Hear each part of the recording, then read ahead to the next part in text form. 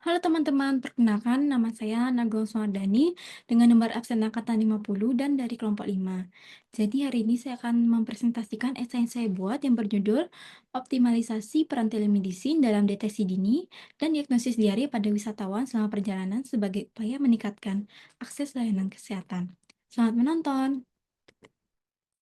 Jadi diare ini masih menjadi salah satu penyakit menular yang umum terjadi di Indonesia, terutama di kalangan wisatawan yang sedang melakukan perjalanan.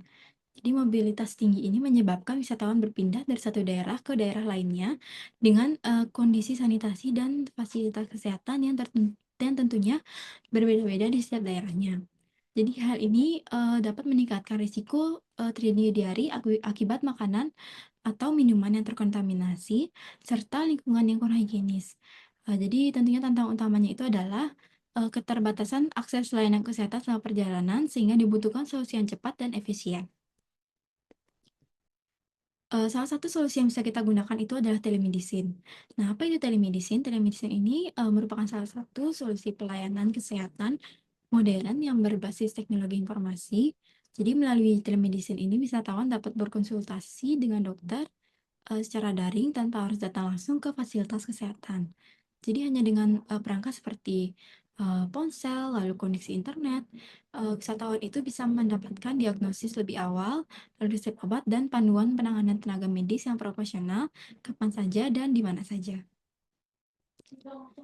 Manfaat telemedicine ini salah satunya itu adalah akses cepat layanan medis tanpa batas lokasi, eee karena telemedicine ini mengirimkan informasi itu memakai teknologi tentunya, tidak ada batasan mengenai, pengiriman informasi di, wilayah manapun. Lalu efisiensi waktu dan biaya selama perjalanan.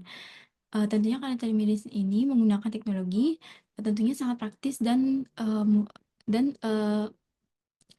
untuk biayanya itu relatif murah. Lalu, menghindari antrian dan ruang tunggu yang padat. Jadi seperti yang kita tahu bahwa telemedicine ini, itu kita melakukan, pemeriksaan secara online, jadi kita menghindari antrian, secara langsung. Lalu, deteksi dini, gejala diare secara akurat. Jadi ini kita bisa mengetahui lebih awal mengenai gejala kita. Lalu edukasi langsung tentang penanganan awal seperti rehidrasi, obat, dan makanan. Lalu mengurangi risiko penularan penyakit kepada orang lain. Jadi karena kita sudah mengetahui eh, gejala kita lebih awal, jadi kita bisa mencegah penularan penyakit kepada orang lain. Lalu meningkatkan kenyamanan dan keamanan selama berwisata. Lalu untuk telemedicine ini tentunya ada tantangan tersendiri, salah satunya itu kesadaran masyarakat terhadap telemedicine ini masih rendah. Karena yang kita tahu bahwa di daerah-daerah terpencil, itu kesadaran banyak masyarakat yang belum mengetahui bahwa berkonsultasi itu bisa melalui online. Lalu keterbatasan akses di internet di daerah terpencil. Karena keterbatasan akses di daerah terpencil ini, tentunya, banyak masyarakat yang berada di daerah terpencil itu kesulitan untuk menggunakan, telemedicine, seperti ini. Lalu belum adanya regulasi lintas wilayah yang memadai. Lalu, kurangnya edukasi terkait penggunaan aplikasi kesehatan. Banyak, masyarakat yang masih belum mengetahui mengenai aplikasi kesehatan, sehingga, diperlukan, adanya edukasi, terkait penggunaan aplikasi kesehatan, sehingga masyarakat bisa, mengetahui mengenai cara penggunaannya.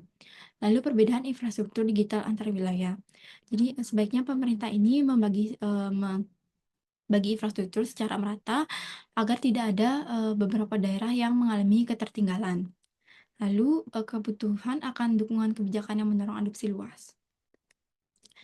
Nah, jadi salah satu contoh telemedicine ini adalah Halodoc. Jadi ini merupakan satu aplikasi yang ada di Indonesia. Jadi wisatawan yang mengalami diare saat liburan, misalkan di Bali, itu bisa langsung berkonsultasi dengan dokter melalui, aplikasi dan menerima obat tanpa harus, mencari ke, rumah sakit. Jadi kita bisa me mem eee, me informasikan kepada dokter mengenai gejala-gejala yang kita rasakan.